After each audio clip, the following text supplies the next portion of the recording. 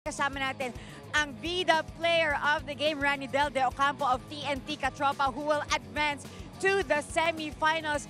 Del, congratulations! Semifinals na sa Wednesday. Sa tingin mo, paano ba kayo hinanda nitong match against Global Port doon sa magiging katapatan nyo na SMB on Wednesday? Ayun, salamat. Buti, nakabalik ulit kami ngayon sa semis. Nagtulong-tulungan kami ng mga teammates namin.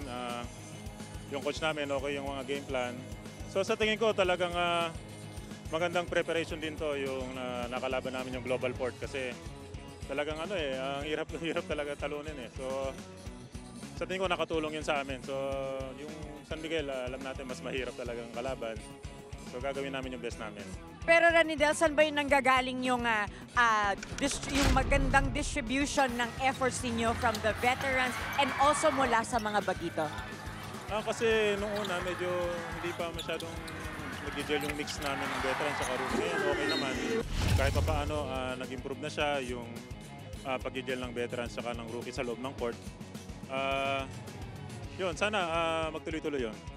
And for sure, very excited ang mga TNT fans na panoorin kayo sa semifinals. Imbitahin mo na sila, Ranidel. And syempre, batiin mo na ang iyong mga mahal sa buhay na nanonood ngayon. Yun, sa mga PBA fans, lalo na sa mga sa TNT Katropa fans, suportahan nyo kami sa semis. Lahat ng mga team sa semis, suportahan natin. At binabati ko yung lola ko, si Lola Chareng, birthday niya ngayon. Happy birthday! Tsaka belated happy birthday sa lahat ng mga nag-birthday dyan sa clan namin. At yung anak ko, nandiyan nanonood, si Madeline, si Stephanie, at tsaka si Dady, si King, at si Ella, at tsaka si Tita Chari. Right. Thank you very much, Ranidel De Ocampo, and congratulations once again to the rest of the TNT Katropa.